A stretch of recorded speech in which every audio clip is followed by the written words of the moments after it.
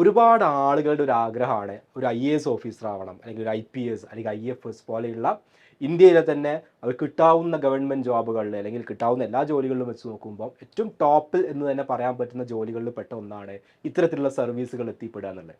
നമ്മൾ സൈറണൊക്കെ വെച്ചിട്ടുള്ള ലൈറ്റൊക്കെ ഉള്ള ഒരു കാറിൽ പോയിട്ട് ഗവൺമെൻറ് കൂടെ ഒരു പ്രോഗ്രാമിലോട്ട് ഒരു ഡിസ്ട്രിക്ട് കളക്ടറൊക്കെ ആയിട്ട് ഇറങ്ങുന്ന കാര്യങ്ങളൊക്കെ പല ആളുകളും ഇമാജിൻ ചെയ്യാറുണ്ടാവും.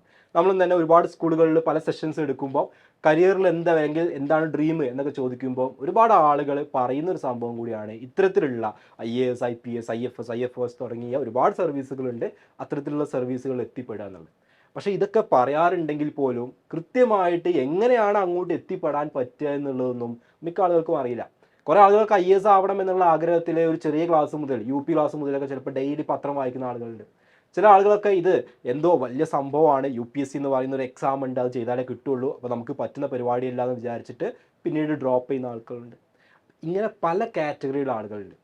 അപ്പോൾ ഇങ്ങനെ ഇന്ത്യയിലെ തന്നെ ഏറ്റവും പ്രസ്റ്റീജിയസ് ആയിട്ടുള്ള ഒരുപാട് ആളുകൾ പ്രിപ്പയർ ചെയ്യുന്ന ഏകദേശം 10 ലക്ഷത്തോളം കാൻഡിഡേറ്റ്സ് ആണ് അറൗണ്ട് ഒരു ആവറേജ് ഒരു വർഷം ഇതിനു വേണ്ടി IAS IPS പോലെയുള്ള സർവീസുകളിൽ എത്തണമെന്ന ആഗ്രഹം കൊണ്ട് അവർ ഈ ഒരു UPSC എക്സാമിന് ഫസ്റ്റ് സ്റ്റേജിൽ അപ്പിയർ ചെയ്യുന്ന ആളുകൾ ഏകദേശം 10 ലക്ഷത്തോളം ഉണ്ടെന്നാണ് പറയപ്പെടുന്നത്.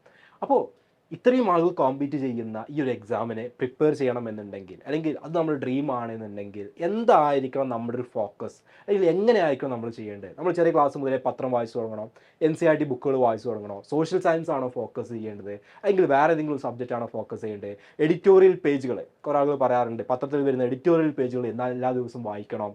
ഇങ്ങനെ കുറേ കാര്യങ്ങൾ നമ്മൾ പലയിടത്തും പറഞ്ഞ് കേട്ടിട്ട് ചെയ്യുന്നുണ്ടാവും, പക്ഷേ അത് ചെയ്യണോ ചെയ്യേണ്ടതെന്നൊന്നും നമുക്കൊരു കൃത്യമായുള്ള ധാരണ ഉണ്ടാവില്ല. അപ്പോൾ നിങ്ങളൊരു ഹൈസ്കൂൾ അല്ലെങ്കിൽ ഒരു UP ലെവലിലൊക്കെ പഠിക്കുന്ന സ്റ്റുഡൻ്റ് ആണ് എന്നുണ്ടെങ്കിൽ, നിങ്ങൾക്ക് IAS എന്ന് പറയുന്ന ഒരു ഡ്രീം ഉണ്ടെങ്കിൽ നിങ്ങൾ ഇപ്പോൾ എന്താണ് ചെയ്യേണ്ടത്, UP ഹൈസ്കൂൾ ലെവലിൽ എന്ത് ചെയ്യണം എന്നുള്ളതാണ് ഈ ഒരു വീഡിയോയിൽ ഞാൻ പറയാൻ പോകുന്നത്. അപ്പോൾ നിങ്ങൾ പല സ്ഥലങ്ങളിലും സിവിൽ സർവീസ് ഫൗണ്ടേഷൻ കോഴ്സുകൾ കണ്ടിട്ടുണ്ടാവും അല്ലേ? അപ്പോൾ അതൊക്കെ യൂസ്ഫുൾ ആണോ, അല്ലെങ്കിൽ അത് ചെയ്യേണ്ടത് ആവശ്യമുണ്ടോ, ഇങ്ങനെയുള്ള ഒരു കാര്യങ്ങൾ അതിൻ്റെ ഒരു ജനറൽ ആയിട്ടുള്ള ഒരു ഓവർവ്യൂ എന്ത് ചെയ്യും ഇന്ന് ഈ ഒരു വീഡിയോയിൽ നമ്മൾ പറയും. ഓക്കെ, അപ്പോൾ കഴിഞ്ഞ കുറച്ച് ദിവസങ്ങൾക്ക് മുമ്പ് ഇങ്ങനെ ഒരു മൂവി ഇറങ്ങിയിട്ടുണ്ടായിരുന്നു. ഹിന്ദിയിലാണ് മൂവി ഇറങ്ങിയത്, പക്ഷേ അതിൽ തമിഴ്, കന്നഡ, അതുപോലെ തന്നെ മലയാളം, ഇതിനുള്ള പല ലാംഗ്വേജസിലോട്ടും അതിനെ ഡബ് ചെയ്തിട്ടുണ്ട്. ഓക്കെ, 12th ഫെയിൽ എന്നാണ് ആ മൂവിയുടെ പേര്. നിങ്ങൾ എത്ര പേര് ആ ഒരു മൂവി കണ്ടു എന്നറിയില്ല. 12th ഫെയിൽ എന്നാണ് ആ മൂവിയുടെ പേര്. അതായത് ഒരു 12th ഫെയിലായ ഒരാൾ അത് IPS എന്ന് പറയുന്ന ഒരു ഡ്രീമിലോട്ട് എത്തിപ്പെടുന്നതും അതിനു വേണ്ടി അദ്ദേഹം അനുഭവിച്ചുള്ള കഷ്ടപ്പാടുകളും ഇതൊക്കെയാണ് ശരിക്കും ആ മൂവിയിൽ പറയുന്നത്. ഇത് സത്യത്തിൽ നടന്നൊരു കാര്യമാണ്, ഒരാളുടെ ബയോപിക്കാണ്. അപ്പം അത് ഞാൻ കൂടുതൽ കാര്യങ്ങൾ ഡീറ്റെയിൽസ് പറയുന്നില്ല, കാരണം ഞാൻ മൂവി കാണുന്നുണ്ടെങ്കിൽ നിങ്ങൾക്ക് അതിൻ്റെ ഒരു സസ്പെൻസും കാര്യങ്ങളൊന്നും പോകണ്ടെന്ന് വിചാരിച്ചിട്ട്.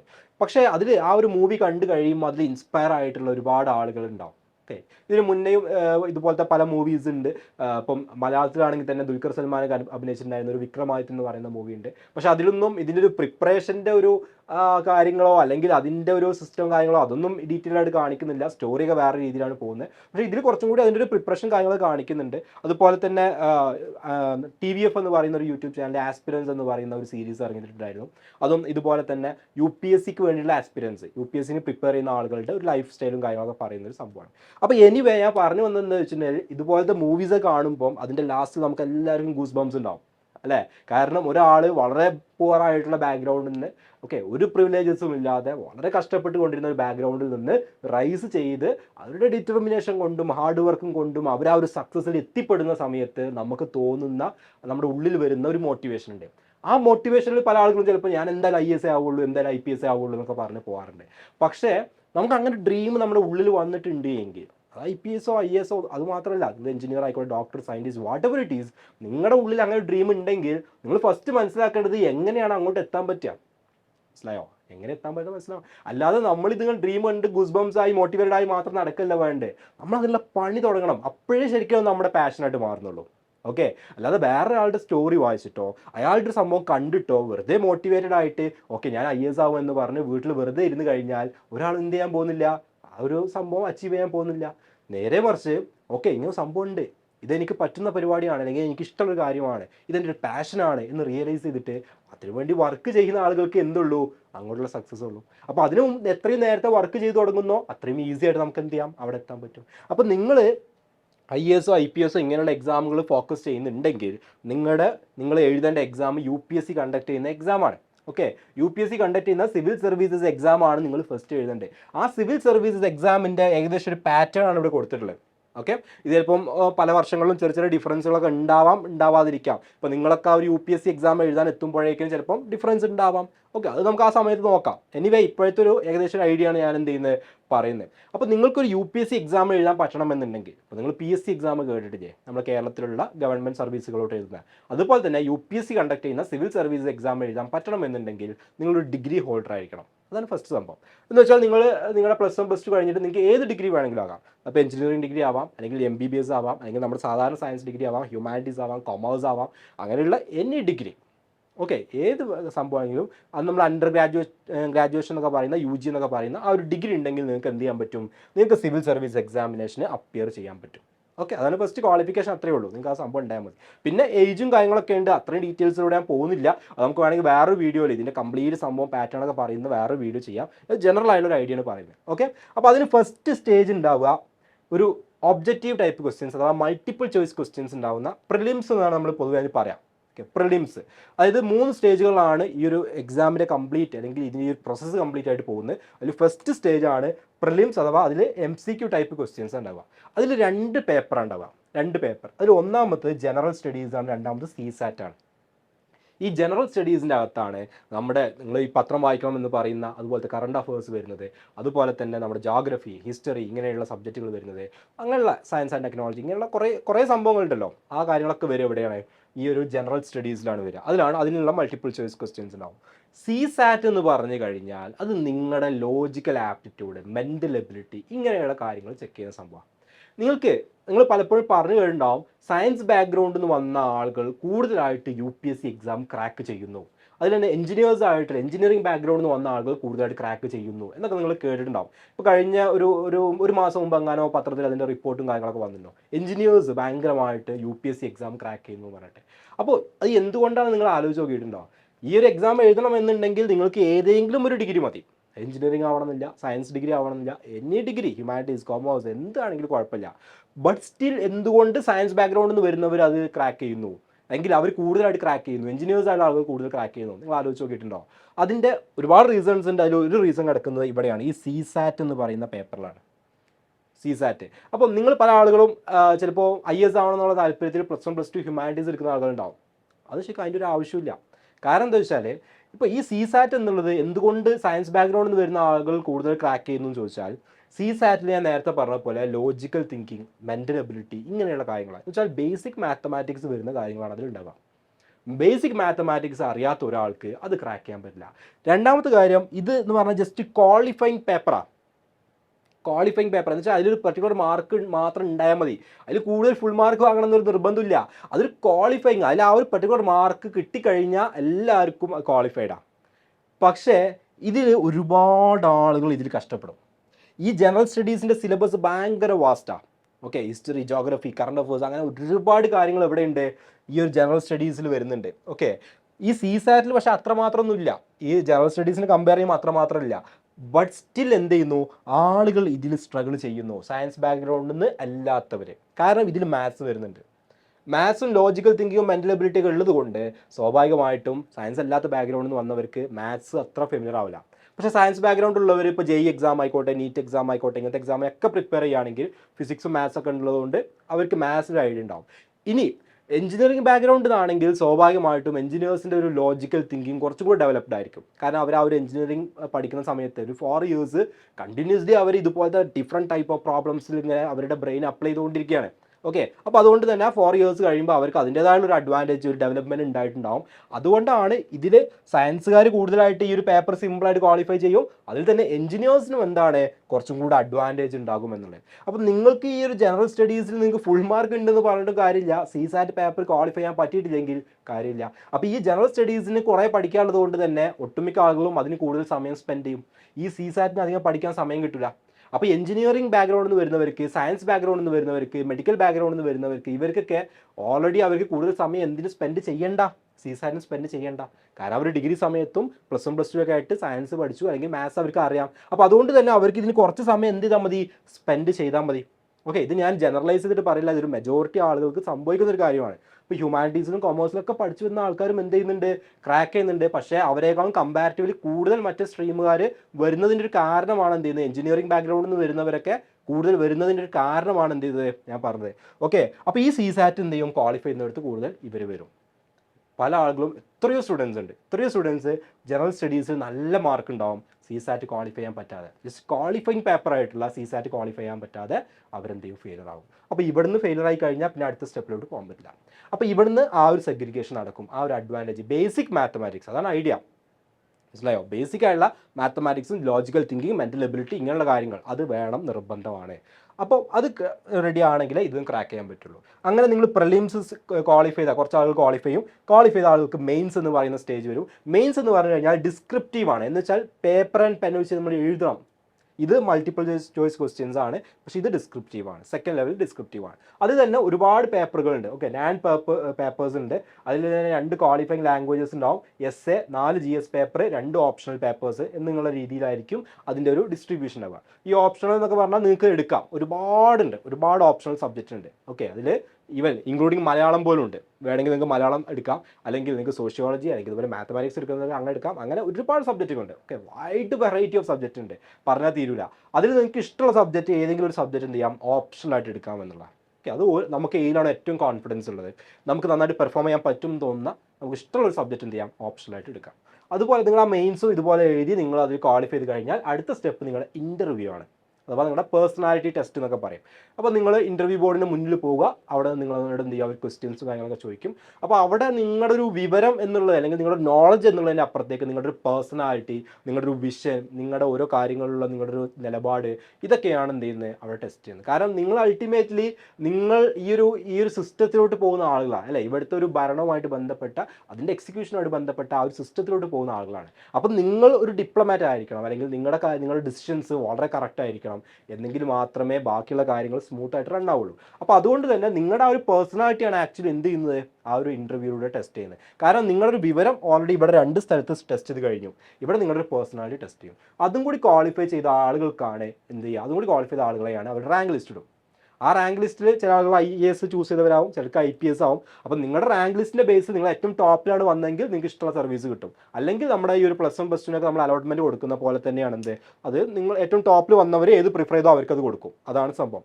അതിൽ തന്നെ ഓരോ വർഷം ഒരു particular number of IAS vacancy ഉണ്ടാവും, IPSന് കുറച്ച് വേക്കൻസി ഉണ്ടാവും. ആ വേക്കൻസിക്ക് അനുസരിച്ചിട്ട് ടോപ്പിൽ വരുന്നവരുടെ പ്രിഫറൻസ് അനുസരിച്ചിട്ട് അലോക്കേറ്റ് ചെയ്യും. ഓക്കെ, ബാക്കി അതിൻ്റെ കാഡറും കാര്യങ്ങളൊക്കെ അങ്ങനെ തന്നെയാണ്, അതിൻ്റെ ഒരു ഇതിനെ ഡിപ്പെൻഡ് ചെയ്തിരിക്കും. ഓക്കെ, അപ്പോൾ ഇങ്ങനെയാണ് അതിൻ്റെ സ്റ്റേജ് പോകുന്നത്. ഇനി ഒരു ഹൈസ്കൂൾ UP സ്റ്റുഡൻറ്റിനെ ഇതിൻ്റെ ഒരു പ്രിപ്പറേഷൻ എവിടെ നിന്ന് തുടങ്ങാം? ഇപ്പോൾ ഈ ജനറൽ സ്റ്റഡീസ് ഞാൻ പറഞ്ഞു അല്ലേ, വളരെ വൈഡാണ്. ഇപ്പോൾ ഇതിലാണെങ്കിലും ഈ ജനറൽ സ്റ്റഡീസിൽ വരുന്ന കുറേ ടോപ്പിക്കുകൾ ഇതിൽ വരുന്നുണ്ട്, അല്ലാത്ത ടോപ്പിക്കുകളും വരുന്നുണ്ട്. ഓക്കെ, അതിൻ്റെ UPSCയുടെ സിലബസ് എടുത്ത് നോക്കിയാൽ നിങ്ങൾക്ക് മനസ്സിലാവും. അപ്പോൾ ഇതിൻ്റെ ഒരു പ്രിപ്പറേഷൻ നിങ്ങളൊരു ഹൈസ്കൂൾ UP ലെവലിൽ നിങ്ങൾ എന്താ ചെയ്യേണ്ടത്? ഫസ്റ്റ് നിങ്ങൾ ചെയ്യേണ്ട കാര്യം നിങ്ങളുടെ മാത്തമാറ്റിക്സ് തന്നെയാണ്. ഓക്കെ, ബേസിക് മാത്തമാറ്റിക്സ് അറിയാതെ നിങ്ങൾ ഏത് എക്സാം എടുത്തോ, ഇപ്പോൾ UPSCയുടെ കേസിൽ നമ്മളത് പറഞ്ഞു, PSCക്ക് നിങ്ങൾക്ക് അത് അറിയാൻ നിർബന്ധമാണ്. ഇനി നിങ്ങൾ എഞ്ചിനീയറിംഗ് എൻട്രൻസ് എക്സാം എഴുതുകയാണെങ്കിൽ മാത്സിൽ നിങ്ങൾ നല്ല അടിപൊളിയായിരിക്കണം. നീറ്റ് എക്സാം എഴുതുകയാണെങ്കിൽ ഫിസിക്സിൽ നിങ്ങൾക്ക് നന്നായിട്ട് സ്കോർ ചെയ്യാൻ പറ്റണം എന്നുണ്ടെങ്കിൽ മാത്സ് അറിയാതെ ഫിസിക്സ് എഴുതാൻ പറ്റില്ല. ബയോളജി ഫുൾ മാർക്ക് കിട്ടിയിട്ടുണ്ടെന്ന് പറഞ്ഞിട്ടും കാര്യമില്ല, ഫിസിക്സിലും കെമിസ്ട്രിയിലും വരുന്ന മാർക്കാണ് അവിടെ നിങ്ങളുടെ റാങ്ക് ഡിറ്റർമിൻ ചെയ്യാം. സോ ഫിസിക്സ് ആൻഡ് കെമിസ്ട്രി നിങ്ങൾക്ക് അറിയണം, അല്ലെങ്കിൽ അതിൻ്റെ പ്രോബ്ലംസ് ചെയ്യണമെങ്കിൽ മാത്സ് അറിയണം. ഇങ്ങനെ നിങ്ങൾ ഇനി ഏത് എക്സാം ആണെങ്കിലും എടുത്തോ. ഓക്കെ, CUT എക്സാം, അതിൽ നിങ്ങൾക്ക് maths, mental ability, logical reason ഇതറിയണം. സോ അത് നിങ്ങൾ ഡെവലപ്പ് ചെയ്യണം. കാരണം എന്താ വെച്ചാൽ ഒരു മാസം കൊണ്ടോ 4 മാസം കൊണ്ടോ 5 മാസം കൊണ്ടോ പെട്ടെന്ന് ഡെവലപ്പ് ചെയ്യാൻ പറ്റുന്ന ഒരു സ്കില്ലല്ല. അതുകൊണ്ടാണ് ഞാൻ പറഞ്ഞത്. ഇപ്പോൾ ഇതിലുള്ള ഈ ഒരു ജനറൽ സ്റ്റഡീസിലുള്ള കാര്യങ്ങൾ, ഇപ്പോൾ സോഷ്യൽ സയൻസിലുള്ള കാര്യങ്ങളൊക്കെ ആണെങ്കിൽ നമുക്ക് ഇരുന്ന് പഠിക്കാം, കാരണം അത് ബൈഹാർട്ട് ചെയ്ത് കഴിഞ്ഞാൽ നമുക്കത് പഠിക്കാൻ കുറച്ചുകൂടി ഈസിയാണ്. പക്ഷേ മാത്തമാറ്റിക്കൽ സ്കിൽ എന്നുള്ളത് ഒരു 2 ദിവസം കൊണ്ടോ 3 ദിവസം കൊണ്ടോ അല്ലെങ്കിൽ 5 മാസം കൊണ്ടോ ഒന്നും നമുക്ക് ഇങ്ങോട്ട് ഉണ്ടാക്കിയെടുക്കാൻ പറ്റുന്ന സംഭവമല്ല. അത് ഗ്രാജുവലി നമ്മുടെ ഒരു ജേണിയിലൂടെ ഹൈസ്കൂൾ, UP ഹൈസ്കൂൾ, ഇങ്ങനെ ഹയർ സെക്കൻഡറി ഇങ്ങനെ വരുന്ന സമയത്ത് നമുക്ക് ഉണ്ടായി വരേണ്ട ഒരു സംഭവമാണ്. അത് നിങ്ങൾ ഇപ്പോൾ ഡെവലപ്പ് ചെയ്തിട്ടില്ലെങ്കിൽ കുറച്ച് കാലം കഴിഞ്ഞിട്ട് നിങ്ങൾക്ക് പെട്ടെന്ന് ഉണ്ടാക്കിയെടുക്കാൻ പറ്റില്ല. അപ്പോൾ നിങ്ങൾ ഇവിടെ സ്ട്രഗിൾ ചെയ്യും. ഇതല്ല ഏത് എക്സാം ആണെങ്കിലും. സോ നിങ്ങൾ ഈ ഒരു സമയത്ത് നിങ്ങൾ ഫസ്റ്റ് പ്രിഫറൻസ് നിങ്ങളുടെ അങ്ങനെയുള്ള എബിലിറ്റികൾ, mathematical ability, mental ability, logical reasoning, ഇങ്ങനെയുള്ള കാര്യങ്ങൾ നിങ്ങൾ എന്ത് ചെയ്യണം, കൂടുതൽ ഫോക്കസ് ചെയ്യണം. രണ്ടാമത്തെ ഒരു കാര്യം നിങ്ങൾ കണ്ടോ, മൾട്ടിപ്പിൾ ചോയ്സ് ക്വസ്റ്റ്യൻസ് ആണ് ഇവിടെ. JEE എക്സാം മൾട്ടിപ്പിൾ ചോയ്സാണ്, നീറ്റ്, CUT, അതുപോലെ തന്നെ UPSC, PSC, ഇതൊക്കെ മൾട്ടിപ്പിൾ ചോയ്സ് ക്വസ്റ്റ്യൻസാണ്. ഈ മൾട്ടിപ്പിൾ ചോയ്സ് ക്വസ്റ്റ്യൻസിനോട് നിങ്ങൾ ഫെമിലർ ആവണം. അപ്പോൾ പൊതുവേ നമ്മുടെ സ്കൂൾ എക്സാം ഒന്നും മൾട്ടിപ്പിൾ ചോയ്സ് അല്ല.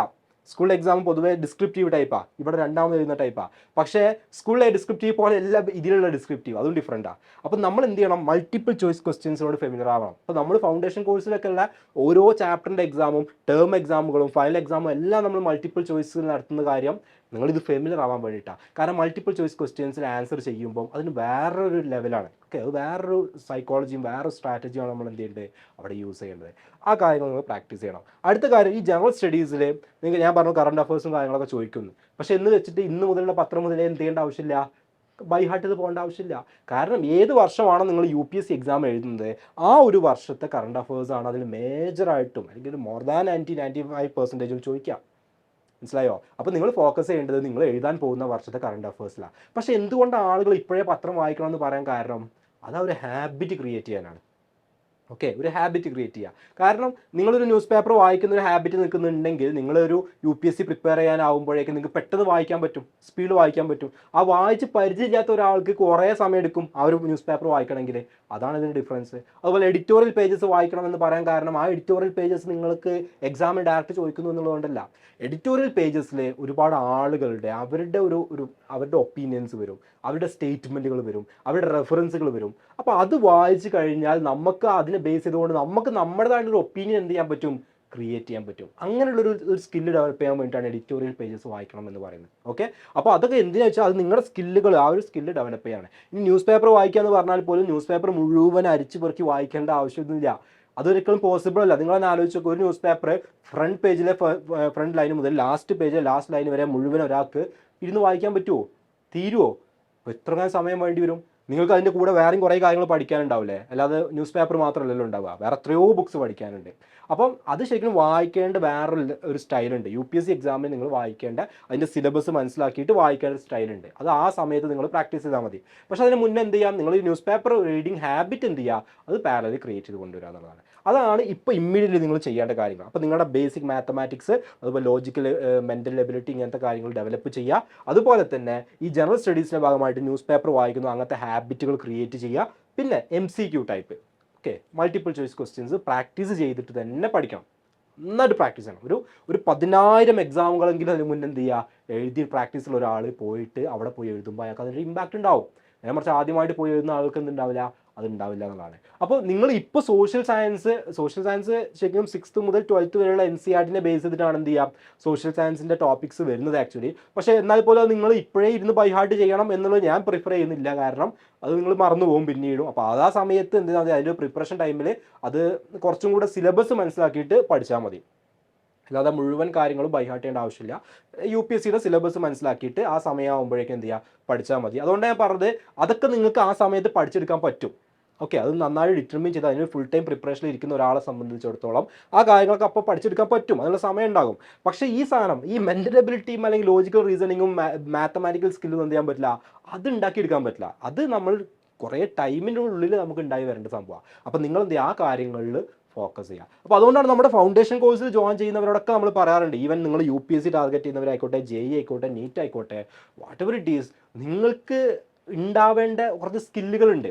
ആ സ്കില്ലുകളാണ് ആക്ച്വലി നിങ്ങൾക്ക് എന്ത് ചെയ്യുക, നമ്മൾ ഈ ഒരു 6th സ്റ്റാൻഡേർഡ് മുതൽ 10th സ്റ്റാൻഡേർഡ് വരെയുള്ള സ്റ്റുഡൻസിന് കണ്ടക്ട് ചെയ്യുന്ന ഈ ഒരു ഫൗണ്ടേഷൻ പ്രോഗ്രാമിലൂടെ നമ്മൾ പ്രൊവൈഡ് ചെയ്യുക. അപ്പോൾ നിങ്ങളുടെ സ്കൂളുകളിൽ നിങ്ങൾക്ക് പഠിക്കാനുള്ള മുഴുവൻ സിലബസും നമ്മൾ അതിൻ്റെ കൂടെ കവർ ചെയ്യും. അതിൻ്റെ എക്സ്ട്രാ ആയിക്കൊണ്ട് അഡീഷണൽ കണ്ടന്റും മാത്രമല്ല, ഓരോ ചാപ്റ്ററിനും മൾട്ടിപ്പിൾ ചോയ്സ് ക്വസ്റ്റ്യൻസ് വെച്ചുള്ള എക്സാം എങ്ങനെയാണോ നാഷണൽ ടെസ്റ്റിംഗ് ഏജൻസി JEE ഒക്കെ നടത്തുന്ന NTA എങ്ങനെയാണോ അവരുടെ ഒറിജിനൽ എക്സാം നടത്തുക, അതേ ഫോർമാറ്റിൽ നെഗറ്റീവ് മാർക്കിംഗ് ഒക്കെ ഉള്ള രീതിയിൽ, റാങ്ക് ലിസ്റ്റ് വരുന്ന രീതിയിൽ നമ്മൾ എക്സാമുകൾ കണ്ടക്ട് ചെയ്യുന്നു. എല്ലാം നിങ്ങൾക്ക് വളരെ ചെറിയ പ്രായത്തിൽ നിങ്ങളത് എക്സ്പീരിയൻസ് ചെയ്യാൻ വേണ്ടിയിട്ടാണ്. കാരണം അത്രയും ചെറിയ ക്ലാസ് മുതൽ ഇത് എക്സ്പീരിയൻസ് ചെയ്ത് പ്രാക്ടീസ് ചെയ്ത് പോകുന്ന ഒരു സ്റ്റുഡൻറ്റും ആദ്യമായിട്ട് അവിടെ എക്സാമിന് പോയിട്ട് അത് കാണുന്ന സ്റ്റുഡൻറ്റും തമ്മിൽ ഭയങ്കര ഡിഫറൻസ് ഉണ്ടാവും. സോ ഇത് ഓൾറെഡി കേരളത്തിലുള്ള കുറേ കുട്ടികളും അതുപോലെ തന്നെ മറ്റ് സ്റ്റേറ്റുകളിലെ കുട്ടികളൊക്കെ ചെറിയ ക്ലാസ് മുതലേ സ്റ്റാർട്ട് ചെയ്യുന്നുണ്ട്. അവരുടെ കൂടെയാണ് നമ്മൾ എന്ത് ചെയ്യുന്നത്, കോമ്പീറ്റ് ചെയ്യാൻ പോകുന്നത്. 10 ലക്ഷത്തോളം വിദ്യാർത്ഥികൾ ഞാൻ നേരത്തെ പറഞ്ഞ UPSC എക്സാമിന് അപ്പിയർ ചെയ്യുന്നുണ്ടെങ്കിൽ അതിൽ ഏകദേശം 2000-ഓളം ആളുകൾക്ക് മാത്രമാണ് അതിൽ പല സർവീസുകളായിട്ട് കിട്ടുക. അതിൽ തന്നെ അറൗണ്ട് ഒരു 180-150 ആളുകൾക്കാണ് IAS കിട്ടുള്ളൂ. 10 ലക്ഷത്തിൽ 150 ആളുകൾക്ക് മാത്രമേ എന്ത് കിട്ടുള്ളൂ, IAS സർവീസ് കിട്ടുള്ളൂ. സോ അത് ആരായിരിക്കും, ബാക്കിയുള്ളവരെക്കാളും കോമ്പറ്റീറ്റീവ് അഡ്വാൻറ്റേജ് ഉള്ളവർ, നേരത്തെ സ്റ്റാർട്ട് ചെയ്തവർ, കാര്യങ്ങൾ മുന്നേ അതിന് വേണ്ട പ്രിപ്പറേഷൻ തുടങ്ങിയവർ, അവർക്കായിരിക്കും ഡെഫിനറ്റ്ലി കിട്ടുക. അല്ലാത്ത ആളുകൾ ആ 10 ലക്ഷത്തിൽ വരുന്ന 150 ഒഴിച്ച് ബാക്കിയുള്ള ആളുകൾക്ക് IAS കിട്ടാത്തവരാ. അപ്പം നമ്മൾ അതിൻ്റെ ഉള്ളിൽ പെടണമെന്നുണ്ടെങ്കിൽ നമ്മൾ നേരത്തെ പ്രിപ്പറേഷൻ സ്റ്റാർട്ട് ചെയ്യുക, അത്രയേ ഉള്ളൂ. അപ്പോൾ അതിന് വേണ്ടിയിട്ടാണ് നിങ്ങളുടെ ആ ഒരു ഫൗണ്ടേഷൻ സ്ട്രോങ് ആക്കി കഴിഞ്ഞാൽ നിങ്ങൾക്ക് പിന്നെ ഏത് പാത്തിലോട്ടും നിങ്ങൾക്ക് പോകാൻ പറ്റും. ഓക്കെ, സിവിൽ സർവീസ് ആയിക്കോട്ടെ, എഞ്ചിനീയറിംഗ് ആയിക്കോട്ടെ, മെഡിക്കൽ ആയിക്കോട്ടെ, സയൻറ്റിസ്റ്റ് അല്ലെങ്കിൽ pilot, what ever it is, നിങ്ങൾക്ക് ആ ഫീൽഡിലോട്ട് പോകാൻ പറ്റും. അപ്പോൾ അതിനുള്ള ഫൗണ്ടേഷനാണ് ആക്ച്വലി എന്ത് ചെയ്യുന്നത്, നമ്മൾ ഈ ഒരു ഫൗണ്ടേഷൻ കോഴ്സിലൂടെ സ്ട്രോങ് ആക്കി കൊണ്ടുവരുന്നത്. അപ്പോൾ നിങ്ങൾ സ്കൂളിൽ പഠിക്കുന്നതിൻ്റെ കൂടെ തന്നെ അഡ്വാൻസ്ഡ് കാര്യങ്ങൾ പഠിച്ച് ഈ ഒരു കോമ്പറ്റീഷന് നമ്മൾ എന്ത് ചെയ്യുക, റെഡി ആവുക എന്നുള്ളതാണ് നമ്മൾ ഇതിലൂടെ ഉദ്ദേശിക്കുന്ന ഒരു കാര്യം. Okay, yes. അപ്പോൾ ഇത്രയാണ് എനിക്ക് പറയാനുള്ളത്. അപ്പോൾ ഇതിൽ തന്നെ ഇനി ഈ ഒരു IAS എക്സാമിൻ്റെ അല്ലെങ്കിൽ സിവിൽ സർവീസ് എക്സാമിനെ കുറിച്ച് കൂടുതൽ ഡീറ്റെയിൽസ് പറയുകയാണെങ്കിൽ കുറേ സംഭവങ്ങളുണ്ട്. ഓക്കെ, അതൊക്കെ നിങ്ങൾക്ക് താല്പര്യം ഉണ്ടെങ്കിൽ, അങ്ങനത്തെ കാര്യങ്ങളെക്കുറിച്ച് അറിയണമെന്നുണ്ടെങ്കിൽ നിങ്ങൾക്ക് ചാറ്റ് ബോക്സിൽ പറയാം. നമ്മൾ അങ്ങനത്തെ വീഡിയോസ് എന്ത് ചെയ്യും, കൂടുതലായിട്ട് ചെയ്യും. ഓക്കെ, അപ്പോൾ നിങ്ങൾ കുറേ ഒരു മിഥ്യാധാരണകളൊക്കെ അല്ലെങ്കിൽ നിങ്ങൾ മനസ്സിലുണ്ടായിരുന്ന കുറേ റോങ് ആയിട്ടുള്ള കോൺസെപ്റ്റുകളൊക്കെ മാറിയിട്ടുണ്ടാവും എന്ന് വിചാരിക്കുന്നു. അപ്പോൾ ഇതിന് എങ്ങനെയാണ് നിങ്ങൾ ഇപ്പോൾ പ്രിപ്പയർ ചെയ്യേണ്ടതെന്നുള്ളൊരു ഐഡിയ, ഒരു ബേസിക് ഐഡിയ കിട്ടിയിട്ടുണ്ടാവും എന്ന് വിചാരിക്കുന്നു. കൂടുതൽ എന്തെങ്കിലും അറിയണമെങ്കിൽ ചാറ്റ് ബോക്സിൽ, കമൻറ്റ് ബോക്സിൽ പറയാം. Okay, thank you.